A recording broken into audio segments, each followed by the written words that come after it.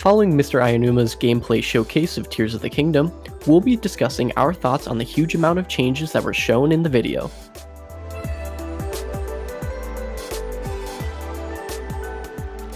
Welcome to the Switch Clicks Podcast, episode 129, recorded on March 28th, 2023. My name is Dakota. Today I'm joined by Tyler. Hello! Unfortunately, Nathan, the Zelda expert of our group, could not have joined us tonight. Very unfortunate. In fact, worst episode to miss in like a little bit.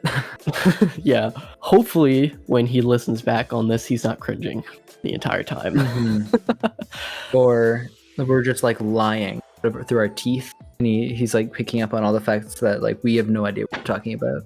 Yeah, but listener, not to worry. I beat the game. I like Breath of the Wild, so I can give you enough of the, I'd say, the average person perspective. I can give you a below average perspective. I've played the game, not beat it, and Zelda is cool, I guess. So, of course, this morning we had a presentation with Mr. Ionuma himself. So far, we've only had him, each time he comes up on screen, he's delaying the game or announcing something bad. So this is the first time in a while that it's something positive. Yeah, it's like, it wasn't like the Grim Reaper showing up in front of you. It's more like Santa Claus. Yahoo! Yeah. Look at him. Giving us presents this time, not devastation. But to be honest, it would have been pretty funny if he was about to delay it a week or something. Hello, everyone. So, development on the game needs a couple more months. So, see you in September. Yeah, early 2024. So I don't know what would I feel like everything would just like fold in on itself. Every like Nintendo fandom, if that was what the announcement ended up being. But gladly, it was not. It was actually a pretty cool look at what Tears of the Kingdom's going to be. As someone who was like, I don't know, kind of mixed on all the trailers and didn't really feel any of the crazy hype, this is the first time I feel like I'm actively really excited for the potential of the game.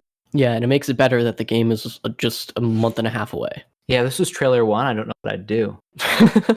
I'm still hoping to get like a really, really nice trailer a la the 2017 Breath of the Wild trailer. But yeah, the more we get closer to the release of the game, the more I think we're not going to get that kind of trailer. But that's okay. Maybe the launch trailer is going to be amazing. Yeah, somehow they just pull something. Yeah. How many videos do you think we're going to get out of once the game actually comes out? Or do you think like once the game's out, you'll make one video and it's going to be, well, that was that.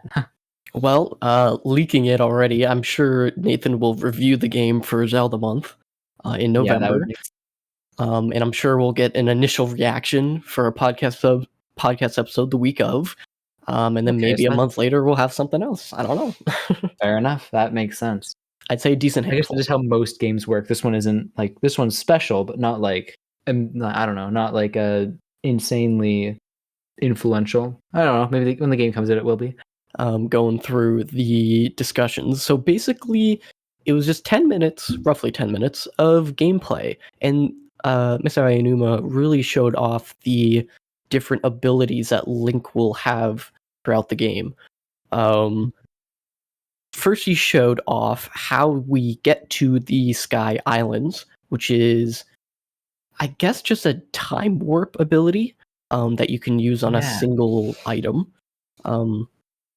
He was talking about like the amount of ways you can get up to like a big floating island, and it seems like the most direct path, unless there's like a big mountain that you can jump off of that you can get on. And I guess there's maybe the like swimming ability can get you up there, but I'm getting ahead of myself. The floating ability or like the rewind time, that seems like really cool. It's a cool little thing to do. I don't know how much you can rewind. I mean, we got like a good look at it in the trailer, or the 10 minutes of gameplay. You got like a hefty amount of time that you'll be able to rewind. But the possibilities are pretty open. Like I feel like in a couple months after the game coming out, I'm going to see some Twitter posts of someone doing the most insane trick shot while going backwards on a rock or something. Yeah, and supposedly, like, he didn't show it here, but it looked to be like almost an event where okay, a rock falls down, go to the rock, it rewinds, gets back in the air. But I'm curious if it can work on items that either you throw yourself or you interact with the world. It's like if you have a stone and you push it over a ledge and go to the bottom of the ledge and activate it and get on it, can I guess, can I go back up with it? Can I influence it? If like a little goblin guy shoots a projectile at you, can you make the projectile go back at him? Oh, you can catch it in air. That would be so cool. And would that even hurt? Because like, I guess maybe would it hurt them back, or just kind of like push them out of the way slightly? I'd say so. Yeah, if a bullet, if you shot a gun and the bullet went forward to you, you stopped it in time, reversed it, the guy didn't move, then it's gonna hit the guy who shot it. Or would it just go back in the gun? Yeah, if the gun is still there, it'd probably go back in the gun. Yeah, if the guy like moves forward, he might get shot. Yeah, exactly. Dang, that's a lot more potential than I even thought of. I'm excited to see what you can possibly do. That's like, yeah, that one seems, it's not like nearly as open-ended as some of the other ones, but even the fact that like this is probably the most open and shut case of them, and it's still like, well, maybe I can ride a rock up a waterfall or something, fall down. Who knows? And that's like the easiest one to comprehend of the abilities shown. And I'm also curious on if you just find a random rock somewhere, does it remember where it's been? Because then you can just like get on the rock, use it, and if it moves, then it'll bring you to a new place potentially. Like you're just going around rewinding everything you can to see if something moved recently.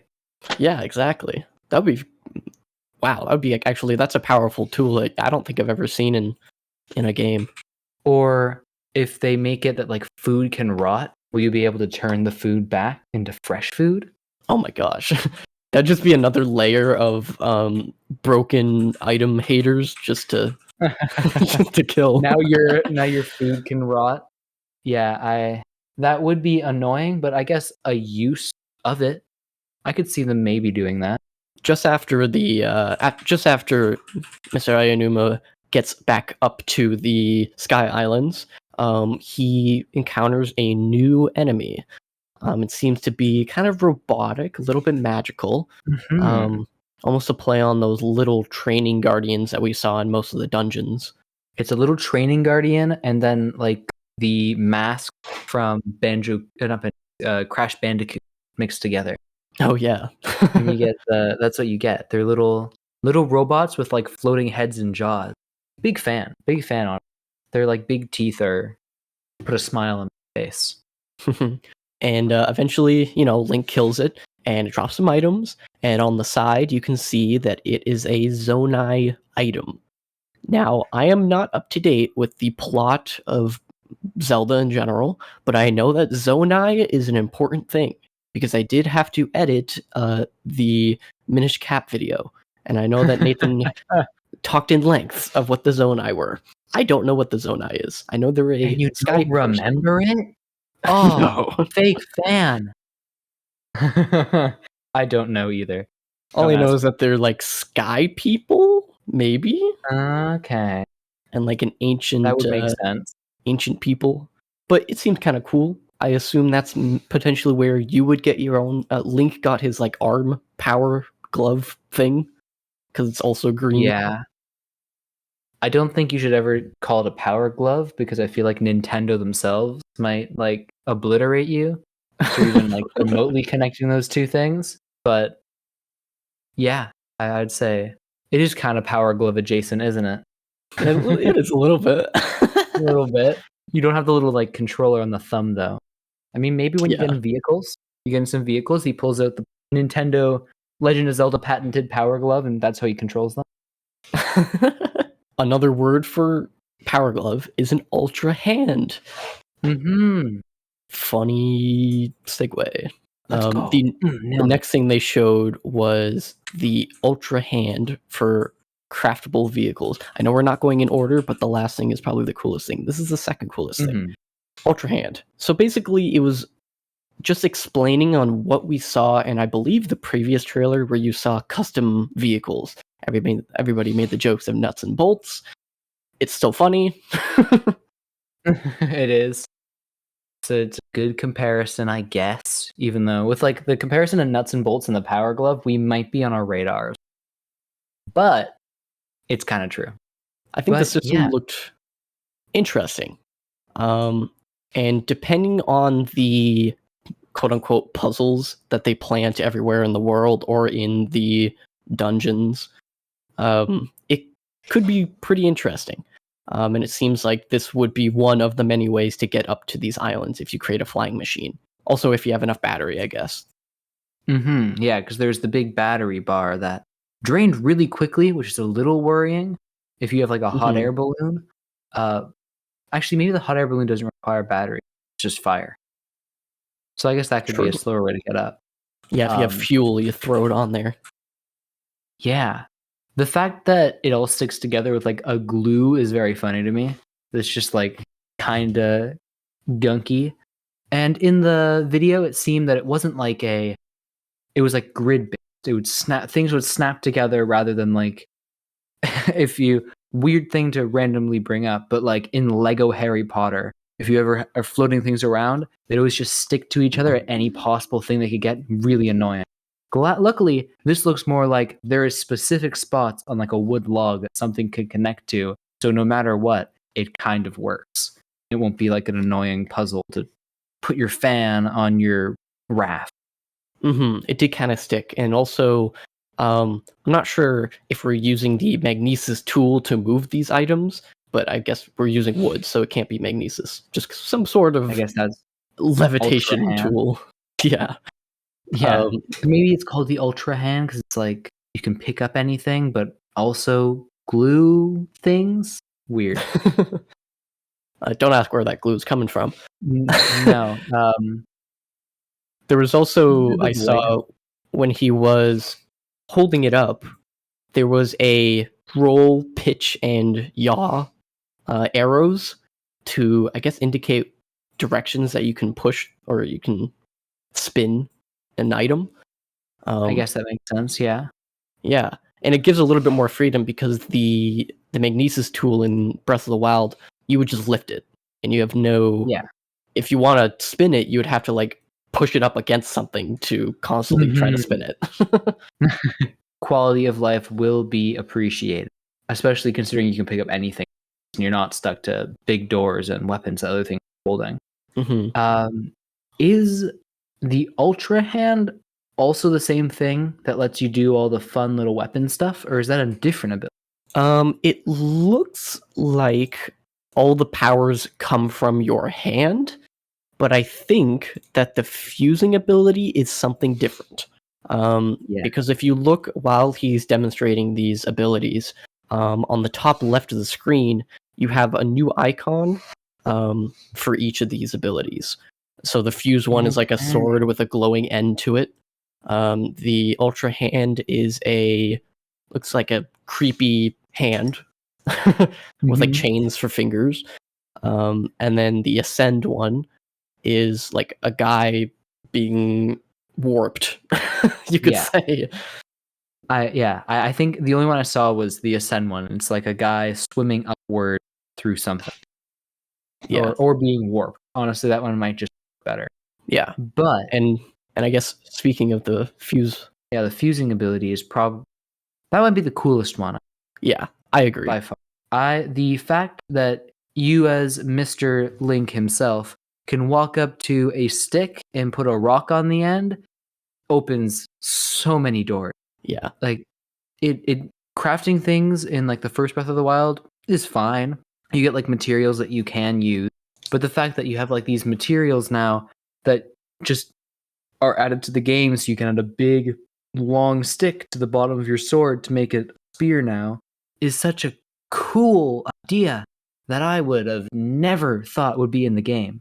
If the rewind opens a lot of doors, this one is like Hotel Mario with the amount of doors you're about to open up. It is insane because like you combine weapons to weapons. What if you put like a sword and a bow together? can you shoot the sword? Who knows? I didn't even think about it that. Yeah. I'm thinking because boomerangs are in the game, I'm kind of hoping you could stick like a sword onto a boomerang and you can throw the boomerang with the damage of a sword. That would be And it'll so come back cool. to you. You throw a boomerang with like a spear on it. Maybe there's a chance that like physics will come into play and like it won't come back well if you have a big stick sticking out of it. But if it doesn't, if that's not the case, and you can have a boomerang, but there's like a spear on the end, so the boomerang is like really long AoE attack, that sounds like a good time to throw through a bunch of bokoblins. I'm also curious in thinking like, what if you just fuse one item with another, like that giant hammer, a weapon? If you just fuse a giant hammer with a giant hammer, you can have like a dual wield Darth Maul double giant hammers. Yeah. Or even It's with like any sword. the scene from Phantom Menace. He comes up with his one giant hammer and sticks another one to the other side, starts spinning it around. Terrifying for those poor robots or bokoblin or what are the taller bokoblins called? Big bokoblins, and that could be right. There's a non-zero chance that is true. Moblins? Maybe that. Nathan's furiously typing. Yeah, he's so mad right now. But it seems they were saying that the possibilities are pretty much endless, and that really feels like the case. Considering they're showing us the amount that they did, it feels like there has to be so much more just hidden away. Yeah, exactly. So exciting. Also considering the game is the biggest Nintendo Switch game on the platform. So even after Nintendo's masterful compression, it's still the biggest game on the console. So they've got to have stuff that's hidden that they have not shown us. And I guess we talked mostly about the weapon fusing. There is fusing to shields, where they showed that you could put like a mushroom that explodes into some smoke, and then you put it on the front of the shield, so when someone hits it, it explodes. You could probably put like a bomb on the front of your shield so they take damage or something. The shield one seems the least insane, unless you can put a weapon on your shield and they hurt themselves when trying to attack. Who knows? But the arrow fusing seems to be the most interesting, because rather than like fusing a stick you found with a bow, you're putting materials that would not normally be used as weapons on the front of a bow, so you can get like ice on the front that when you shoot it, it freezes. Presumably the same thing with fire. Or the thing that really like opened my eyes is if you put an eyeball on it, the arrows now home in on things. So that doesn't really, well, it makes sense in like video game sense, but it's not as straightforward as fire on the end of my bow make fire explode. So like, who knows what like topaz? Maybe that one seems like you're just mixing things together and see what possible, and that's so cool. Yeah, and it looks like when the UI pops up with the list of different items, it looks like you can put any like smaller item onto the arrow. They had the bat wing. They had some of the item drops from the previous robot new enemy. They had stake, and they had this leaf that they didn't really. He didn't get to shoot the leaf, but I assume it has to do something with the wind. And then they have just on the end a leek, and probably what is that, like a blade of grass or something. But I think while we were watching it, our current theory is that the stake could be like a bait for any wild animals that you want to kill. And I just thought of this now. Maybe like the wings, like the bat wings, give arrows. They just shoot for longer. They don't have as much drop off. It's more of like a straight shot. Oh, that could be. Yeah. I'm curious if there's one that's like a controllable homing missile. Like the wings could be like, depending on where you look, that's where the arrow is going to go. Like I can't believe I'm bringing this up. Immortals Phoenix Rising. There's a bow with fancy arrows. When you shoot the arrows, you go into arrow view and you can move it around in slow mo. Whoa! And it's pretty cool. I didn't beat that game, but like mostly because other reasons. Like there's no weapon durability, and like you just collect one really broken set of armor and weapons, and then the entire game is easy because there's no weapon progression. But who cares? We're talking about Immortals Phoenix Rising. outside of that little arrow that you control, that I feel like has to be something like that, right? You have to. I was kind of half expecting that to happen when you put the eye on, that you go Yeah. into a first person view. And I wonder But if there is a controllable arrow that could really add some different puzzles to some of the dungeons. yeah, like Immortals Phoenix Rising. Yeah, I guess. Oh man, I think we are being tracked down by Nintendo as we speak, comparing their game to Immortals Phoenix Rising, talking about the Power Glove, bringing up it's a problem. It's going to be, this might be the last episode ever. I think the last ability that he showed was Ascend, which we did mention earlier quickly, but we'll explain here.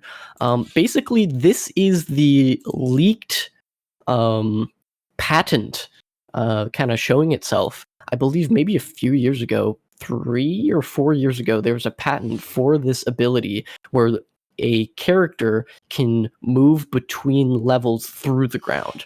Now, that admittedly is a weird thing to patent, but yeah, it's a thing now. that only Nintendo can. Yeah, I'm not sure if even the patent went through. I didn't really look into that afterwards, but it's still interesting that they had to patent it. Basically, you can, if you're ever in an area with a ceiling, and there's something on the other end that you can stand on, this ability will allow you to basically move through the ground up to the other end. It's like using an escape rope in Pokemon in real time. Legends Arceus wishes it could be like that, except they don't have very many caves, so it wouldn't do much. After seeing this in play, I realized that the original Breath of the Wild did not have many caves. Yeah, I was about to say the same thing. How many caves does Breath of the Wild have? There's like little indents that you can step in sometimes, but there isn't like a cave system to Yeah, explore. not at all. The only thing I can think of is like the giant skulls around there, but that's not really a cave. That's a little It's a little base. hut, but like Yeah. big, not really little at all. It is a little weird. How, depending how much further this takes in the future, I can't wait to see what the in-lore explanation is for there being no underground and then suddenly a lot of it. Yeah. It could be that, oh, there was nothing available and then like nothing accessible to everybody, and then once people started populating Hyrule again, then people were digging and found a cave system underneath. And that's where they found Oh yeah. dead Ganondorf or whatever.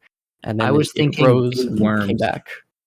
Big worms? I There's just mean, big worms that eat the ground now. that would be an interesting boss battle, that's for sure. You have to Oh navigate yeah. the underground. When the big worms are chasing you.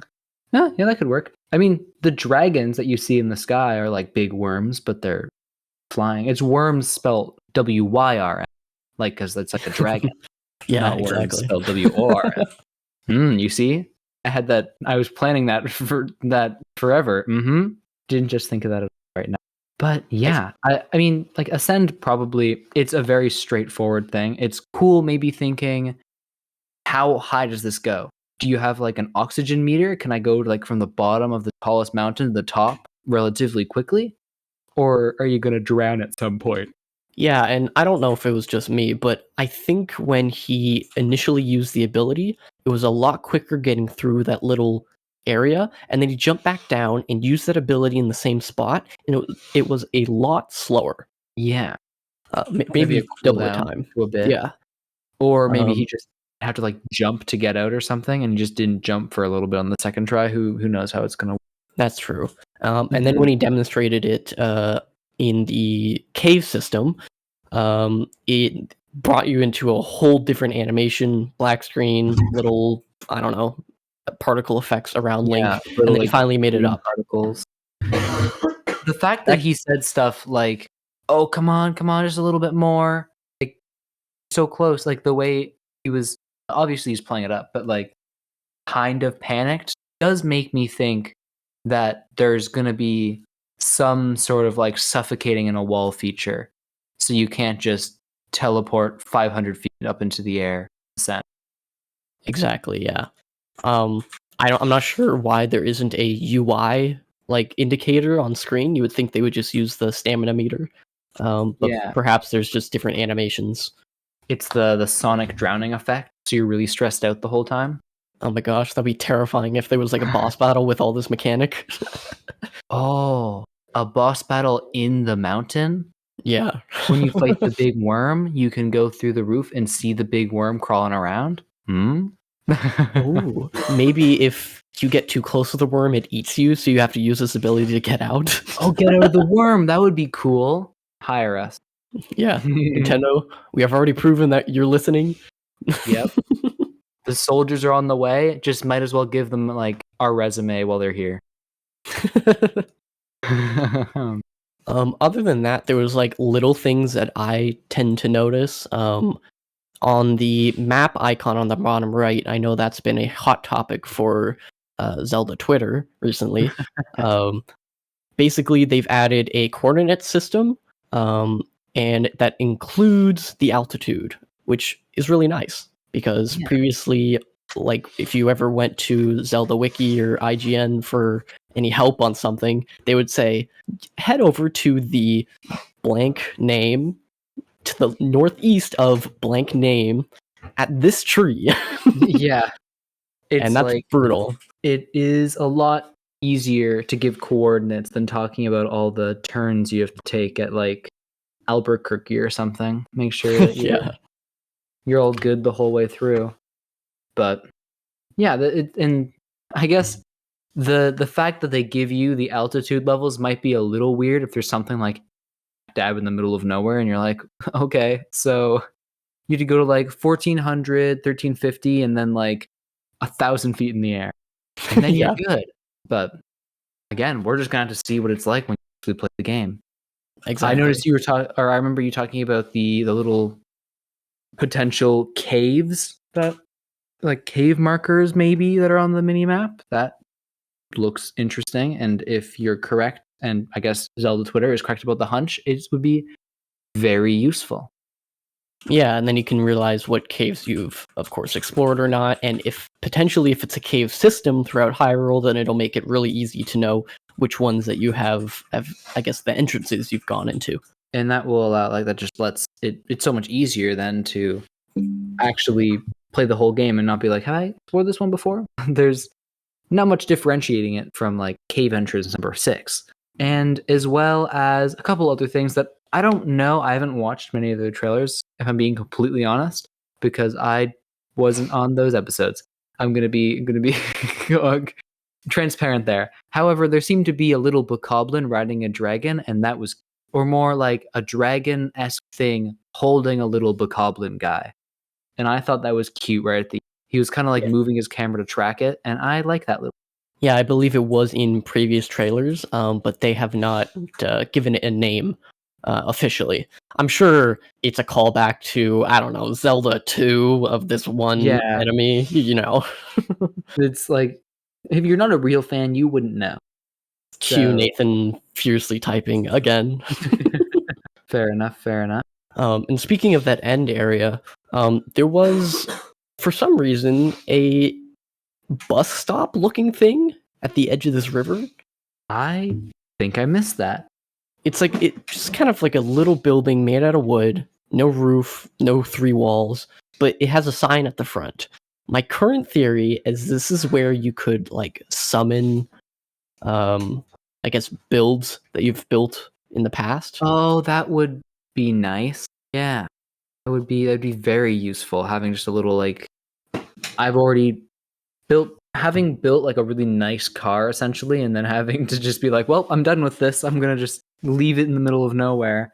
Actually being able to bring that with you is smart. If that is what that is. Some other tiny things I noticed is that the UI is virtually the same. The icons have not changed much. I don't remember if there was a weather system in the first game where it like told you or predicted the weather. I am looking at a screenshot and I am wrong. It was. There's also, I mean, looking at it, I was initially worried when you open the first 10 minutes because it's on the same console, so it makes sense. But it looks graphically very similar to Breath of the Wild. There isn't like a major uptick in graphics, which makes sense and isn't really expected. But if anyone was expecting the actual gameplay itself to be really crisp and updated, it seems to be practically the same. Maybe they updated a lighting engine or something, but to like the average person, it looks like Breath of the Wild, but and I think I did notice that the shield icon, the sword icon are slightly updated. They are different from Breath of the Wild, as well as up on the D-pad is no longer the button to summon an ability. It used to be that was your Sheikah Slate ability, but now it just has an apple icon, which I assume is like the material icon, so you can quickly either drop items or attach them to anything. Okay, it might be like really nice. Actually, I was going to say summoning like a horse or something, but that wouldn't make sense because if you have vehicles, I don't know how popular riding horses is going to be in that game. Yeah. I believe the down button was programmable, quote unquote, and you could just add. No, wait, what was it? It might have been whistle. Down may have been whistle. I might have been. I don't know. I do remember like claw gripping the controller to whistle when playing with Wild. Yeah, Zelda fans, we can hear you in the comments already. And for a second, I was gonna play Breath of the Wild before this game, but then I'm like, I don't want to get burnt out halfway through the new game. So that makes sense. I might, considering I haven't beat the game, like I'll actually beat Breath of the Wild before I go ahead and play the sequel. Only took you 6 years. Who knows? Maybe I won't. Maybe I'll go in unprepared. Because I know what happens in Breath of the Wild. I can get away with it. Yeah. There's no like spoilers you have to worry about. Oh no, Ganon's back. I didn't know that. No, shoot. Oh, I'm so dumb. That's what I will say it's really nice that they're kind of being secretive with the story, because I think when the first game they had to sell you on the game, so they had to show you the story. But in this game, it doesn't matter because Nintendo is probably confident enough that they will sell the game. I hope they will sell the game. Yeah, I believe in Japan it is the most pre-ordered game of all. No, I don't think it's of all time, but it's the most pre-ordered game in the Zelda series. I guess that makes sense. Yeah, and I think Breath of the Wild sold the most in the series, so chances are Tears of the Kingdom will break that record. That's exciting, especially for Nintendo. I mean, I'm not going to get any of that money, so I guess it's not exciting for me, but good job, multimedia conglomerate. You did it. I think that's all the ideas I saw in the 10 minutes. I think if you didn't notice it, I probably didn't. And I'm sure if you guys are on YouTube and listening to this, if you head over down to the comments or to our Discord, you will see, or to Nathan's Twitter, probably, you'll see some new information that we did not see in this episode.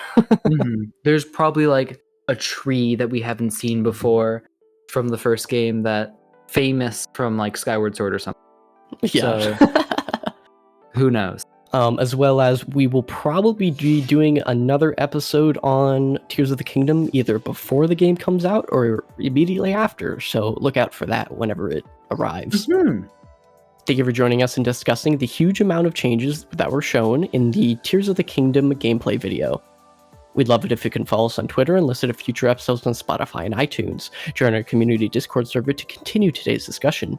And we'll see you next time on the Switch Clicks podcast.